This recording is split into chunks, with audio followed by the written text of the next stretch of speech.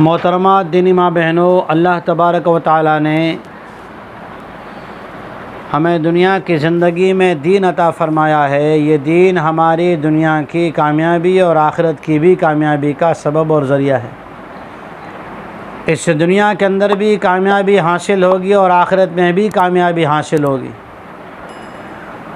جس طرح سے دنیا کی بنانے والی کمپنیاں چھوٹی سے چھوٹی چیز بناتی ہے، اگر اس کو اس کے طریقے کے خلاف استعمال کیا جائے تو نفع کے بدلے نقصان ہوتا ہے۔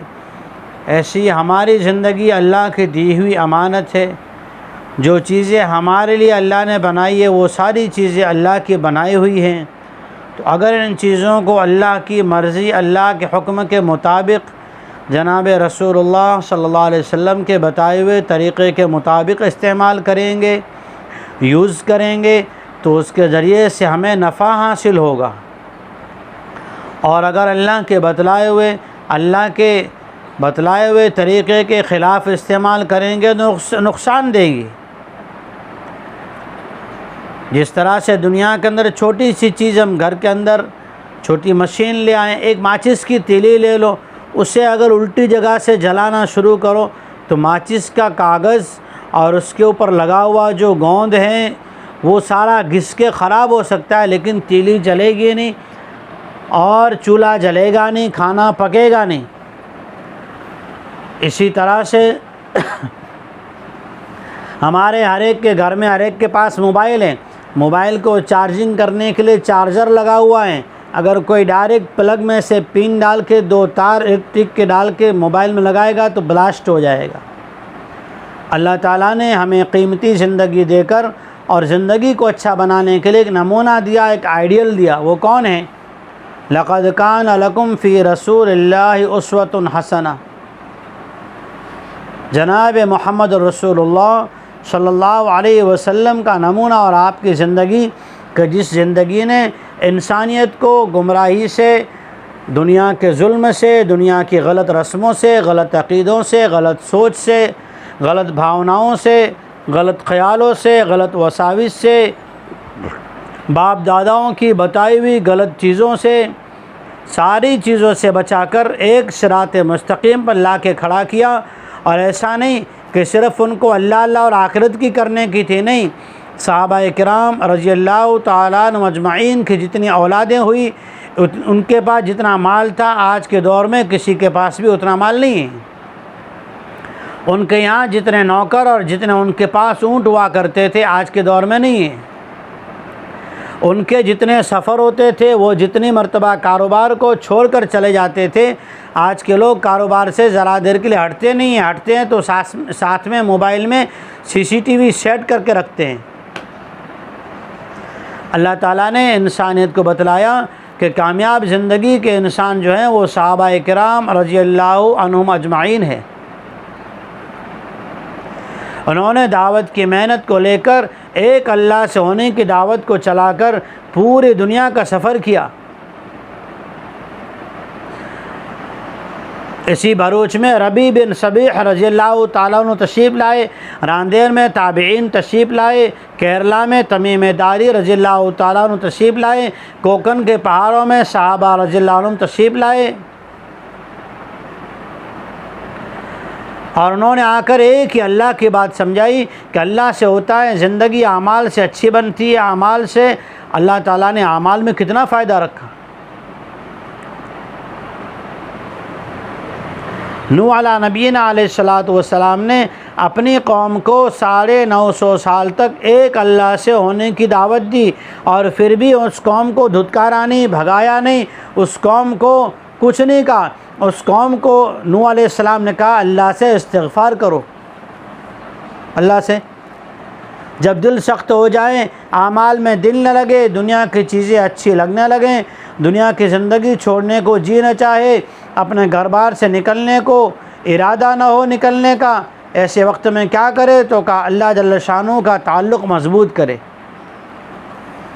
اللہ کا تعلق آج امت کا ٹوٹ گیا، اس لیے کام کو بنانے کے لیے دنیا کا استعمال ہوتا ہے۔ اگر گھر کے اندر گزران نہیں ہو رہا ہے تو آدمی کاروبار بڑھانے کی فکر کرتا ہے، گھر کے اندر جو ہے چیزیں نہیں آ رہی تو آدمی پیسے بڑھانے کی فکر میں لگتا ہے، گھر کی چیزیں اور گھر کے اسباب جو ہیں، گھر کے اندر جو چیزیں مہیا کرنی ہے اسے آدمی لانے کے لیے کیا کرتا ہے تو کہ قرض لیتا ہے۔ پھر آدمی الگ الگ کمپنیوں میں، الگ الگ کاروبار میں اپنا پیسہ انویسٹ کرتا ہے۔ کیا ہوا کہ اسباب پر یقین آ گیا، چیزوں پر یقین آ گیا، دنیا کی چیزوں کے پیچھے، پیسوں کے پیچھے آدمی اس لیے لگا کہ پیسوں کے ذریعے سے کام کے بننے کا یقین آیا، اور چیزوں کے ذریعے سے کام کے بننے کا یقین آیا، لوگوں کے ذریعے سے کام کے بننے کا یقین آیا، دکان سے، مکان سے، کاروبار سے، جاب سے، نوکری سے کام کے بننے کا یقین آیا۔ صحابہ کرام رضی اللہ عنہم اجمعین نے کیا بنایا تو کہ ایمان بنایا، نماز کو جاندار بنائی۔ عورت ہے، بیٹا انتقال ہو گیا، عورت نے لوگوں کو جمع نہیں کیا، محمد مصطفیٰ صلی اللہ علیہ وسلم سے بھی درخواست نہیں کی، خود مصلی بچھایا، 2 رکعت نماز پڑھی، اللہ کو منایا، اللہ سے منوایا، اور اللہ سے اپنے وہ بیٹا جو انتقال کر چکا تھا زندہ کروایا۔ گھر کی چکی چلوائی، سمندر پہ راستے کھلوائے، جنگلات کے وحشی جانوروں، درندوں کو جنگل خالی کروایا۔ کا کیا بنایا تھا کہ اندر کا یقین بنایا تھا اور زندگی کے اعمال بنائے تھے۔ چیزوں سے چیزیں نہیں بنتی، پیسوں سے کام نہیں بنتے، کام بنتے اعمال سے، اور اعمال بنتے قربانی سے۔ اللہ نے فرمایا والذین جاہدوا فینا، جو اپنی من کی مرادیں، من کی چاہتیں، من کی خواہشات اور دنیا کے اندر جن چیزوں کی اسے ضرورت ہے، اگر ان تقاضوں کو، دنیا کی خواہشات کو، دنیا کے اسباب کو چھوڑ کر اعمال کی محنت کرے گا اور یقین کی محنت کرے گا، اور اللہ کے خاطر اپنے کھانے پینے کے اندر، اپنے رہن سہن کے اندر سادگی لائے گا، دین کی فکروں میں زندگی جیے گا، اللہ فرماتے ہم اسے ہدایت کا نور عطا فرمائیں گے، ہدایت کا نور عطا فرمائیں گے۔ والذین جاہدوا فینا لنہدینہم سبلنا، اللہ فرماتے ہیں وہ راستہ اسے دکھائیں گے، اس راستے پہ انگلی پکڑ کے چلائیں گے جو راستہ اللہ تک پہنچائے گا۔ کہاں تک پہنچائے گا؟ اللہ تک پہنچائے گا۔ کہ ہدایت والا راستہ کہاں پہنچتا ہے تو کہ اللہ تک پہنچتا ہے، وہ راستہ اعمال والا راستہ ہے۔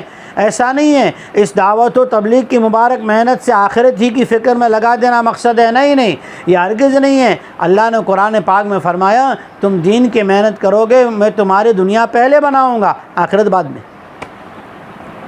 اور اللہ نے بنا کے بتلائی۔ صحابہ، تابعین، طب تابعین، محدثین اس کا نمونہ ہے۔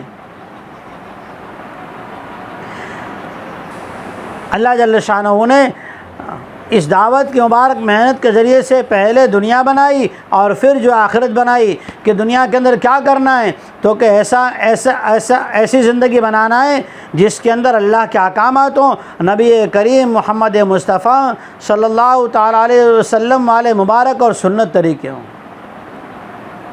یہ سنت کیا ہے کہ یہ سنت جو ہے جنت کے راستے ہیں، سنت یہ جنت کے راستے ہیں۔ سنت کے ذریعے سے آدمی جنت تک پہنچے گا۔ کب کام سے دوری ہو گئی، دل میں بوجھ محسوس ہوتا ہے، تسبیحات پوری کرنے میں کبھی بہت ساری مرتبہ غفلت ہو جاتی ہے، نماز میں سستی ہونے لگتی ہے، گناہوں سے بچنے کو جی نہیں کرتا، تو اللہ نے قرآن میں اس کا علاج بتلایا کہ دعوت کی محنت سے آدمی سست ہو گیا، خروج کم ہو گیا، اللہ کے راستے میں نکلنا تو کہ ذرا بوجھ محسوس ہوتا ہے، مشکل معلوم ہو رہا ہے، کہ نماز وقت پہ پڑھنا تو کہ ذرا مشکل معلوم ہو رہا ہے، بچے مانتے نہیں، کاروبار چلتا نہیں، گھر میں مال اسباب ہے نہیں کہ نکل سکے۔ اللہ نے ساری چیزوں کا حل ایک وظیفہ بتایا قرآن میں، قرآن کا وظیفہ۔ اس وظیفے کا پہلا فائدہ کیا کہ اللہ جل شانہ خوشحالی دیں گے، کس کی؟ کہ مال کے اعتبار سے، کہ وقت پہ بارشیں ہوں گی، مارکیٹ میں جو ہیں وہ چیزیں سستی ملیں گی اور بھاؤ چڑھے گا نہیں، مہنگائی آئے گی نہیں۔ پھر اللہ جل شانہ گھر کے اندر نرینہ اولاد دے گا، لڑکے دے گا، لڑکے۔ اس وظیفے کا دوسرا فائدہ، دوسرا فائدہ مال، تیسرا فائدہ لڑکے، چوتھا فائدہ کہ اللہ جل شانہ کاروبار میں خوب ایسی برکت دے گا کہ وہ کاروبار کبھی انشاءاللہ رکے گا نہیں اور نیکیوں میں مددگار بنے گا، کہ ہر وقت یہ کرتا رہے فرائض کے ساتھ کہ اس وظیفے کو کرے۔ اللہ نے یہ بتایا قرآن میں کہ دل کا بوجھ دور ہوگا، نیکی کا شوق ہوگا، کیونکہ ہمارا تعلق آج اللہ سے کمزور ہو گیا ہے۔ حضرت مفتی تقی صاحب دامت برکاتہم فرماتے ہیں آج کے دور میں آدمی کو صبح و شام کم از کم 5 منٹ اللہ سے بات کرنا چاہیے۔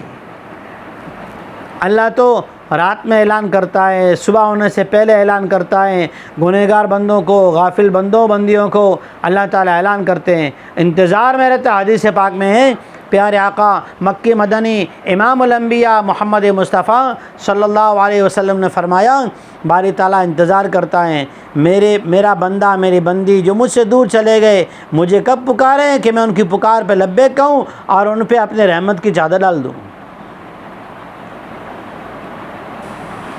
اس اللہ سے جڑنے کے لیے، اس اللہ کا تعلق مضبوط کرنے کے لیے تو کا یہ مبارک محنت ہے، کیا ہے؟ لیکن اس میں ہمیں تو کا بوجھ محسوس ہو رہا ہے۔ کیا کریں؟ استغفروا ربکم انہ کان غفارا، استغفار کرے تو کا کون سے معاف ہوں گے؟ صغیرہ کے کبیرہ، یاد ہے وہ یا بھول گئے وہ، بچپن میں کیے، جوانی میں کیے تھے وہ، یا اب جو کر رہے ہیں وہ، یا ہم نے جو سب کے سامنے گناہ کرے تھے وہ، یا ہم نے چھپ چھپ کے کیے وہ۔ اللہ فرماتے انہ کان غفارا، ارے وہ تو سارے گناہ معاف کرنے والا غفار ہے، کہ وہ تانا نہیں دیتا، وہ معاف کر دے گا۔ یرسل السماء علیکم مدرارا، موسم کی بارشیں ہوگی، بے موسم کی نہیں، موسم کی بارشیں۔ وَيُمْدِدْكُمْ بِأَمْوَالٍ، اللہ تعالیٰ مال میں برکت دے گا، کاروبار تھوڑا اور اللہ تعالیٰ اس میں آمدنی زیادہ دے گا، پروفٹ زیادہ ملے گا، نیکی میں لگانے کے لیے، مشغولی کے لیے نہیں، نیکی میں لگانے کے لیے۔ وَبَنِينَ، اللہ نرینہ اولاد لڑکے دے گا۔ وَيَجْعَلْ لَكُمْ جَنَّاتٍ وَيَجْعَلْ لَكُمْ أَنْهَارًا، اللہ تعالیٰ کاروبار کو، کھیتی باڑیوں کو ایسا بڑھائے گا جس کے اندر نہریں جاری ہوگی، یعنی اللہ اس کاروبار کو جاری اور ساری رکھیں گے۔ اس کا استغفار کی کثرت کہ ہر وقت آج گناہ ہو جاتے ہیں، نگاہ سے، کان سے، دماغ سے، دل سے، زبان سے، تو کیا کرے؟ تو کا استغفار کی کثرت کرے، اور کا اس مبارک محنت میں نکل کر اس بات کی مشق کرائی جاتی ہے کہ اللہ جل شانہ نے ہماری زندگی کا کام جن چیزوں میں لگایا ہے ان کو استعمال کرنے کا صحیح طریقہ۔ موبائل چارجنگ کرنے کے لیے چارجر ہے، ماچس کو جلانے کے لیے تیلی کے اوپر لگا ہوا دارو ہے۔ کہ اس زندگی میں کیا کرے؟ تو کہا ہر کام کرنے سے پہلے یہ سوچے کہ اس کام کو کرنے کا کھانا پینا، لباس، بچوں کی تربیت، شوہر سے معاملات، پڑوسیوں کے ساتھ ویوہار اور معاملات، ان کے ساتھ برتاؤ کرنا، اپنے ماں باپ کے ساتھ برتاؤ کرنا، رشتہ داروں کے ساتھ آنا جانا، اور اس پڑوسوں میں بیمار کی بیمار پرسی کرنا، کسی کے یہاں موت میت میں جانا، کہ اس کام کو کیسے کرنا کا دنیا کی چیزیں جس طرح سیکھ کے استعمال کرتے ہیں۔ پریس ہے، دیکھتے ہیں بھائی یہ کاٹن کا کپڑا ہے، اس میں اس نمبر پہ رکھو، یہ جو ہے ٹیری کوٹ کا اس پہ اتنے نمبر پہ رکھو، بھائی یہ کون سا ہے کہ فلاں کپڑا ہے ریشم کا ہے اس کے لیے اتنے نمبر پہ رکھو، تو اس کو بھی بغیر سوچے نہیں لگا دیتے۔ اسی طرح سے سلائی مشین میں بیٹھتے ہیں، بھئی کپڑا موٹا ہے اس کے لیے اتنا دھاگا لوز رکھو، یہ کپڑا باریک ہے اس کے لیے اتنا دھاگا ٹائٹ رکھو، دنیا کی چیزیں پوچھ کے استعمال کرتے ہیں۔ اسی طرح دین کے معاملے میں، دنیا کی زندگی میں سکھ، چین، اطمینان، سکون لانا ہے تو کہ ہر کام کرے، لیکن کیا کرے کہ وہ کام اللہ کے راستے میں، دعوت و تبلیغ کی مبارک محنت میں نکل کر سیکھے، علماء سے پوچھ کے سیکھے، اپنی مرضی سے نہ کرے۔ بہت سارے ایسی چیزیں ہوتی ہیں، مثال کے طور پہ ایک آدمی نماز پڑھ رہا ہے لیکن سامنے سے ایک آدمی جا رہا ہے اور وہ نابینا ہے، اب اس کو خطرہ ہے کہ وہ راستے پہ جا رہا ہے، وہاں سے ہائی وے سے گاڑیاں فاسٹ چل رہی، اگر یہ دیکھ رہا ہے، اس کو نظر پڑی اور دیکھا کہ وہ گاڑی سے ٹکرا جائے گا، نماز نہیں توڑی، تو یہ نماز پڑھ رہا ہے لیکن گنہگار ہو رہا ہے، تو کہا ایمان کسی کی جان بچانا اس کے ذمہ فرض ہے، نماز بعد میں پڑھے، تو کہا اس کام کو اللہ کے راستے میں سیکھنا ہے، اللہ کے راستے میں سیکھنا ہے۔ مصنون دعائیں، نبی کے بتائے ہوئے مبارک طریقے، اس سے اللہ سے استغفار سے اللہ سے قربت ہوگی، اور درود پاک سے درود پاک کی کثرت کرے۔ آج کے دور میں بخاری شریف کی حدیث میں نے پڑھی، حضور فرماتے ہیں ان اول الناس بی یوم القیامۃ اکثر علیہ صلاۃ، جو سب سے زیادہ درود پڑھے گا قیامت کو مجھ سے سب سے زیادہ قریب ہوگا۔ نبی سے قرب پیدا ہوگا درود کی کثرت سے، اللہ سے قرب پیدا ہوگا، دل کا بوجھ دور ہوگا استغفار کی کثرت سے، اور یہ ساری چیزیں سیکھنے کو ملے گی، صحیح طریقہ سیکھنے کو ملے گا اللہ کے راستے میں۔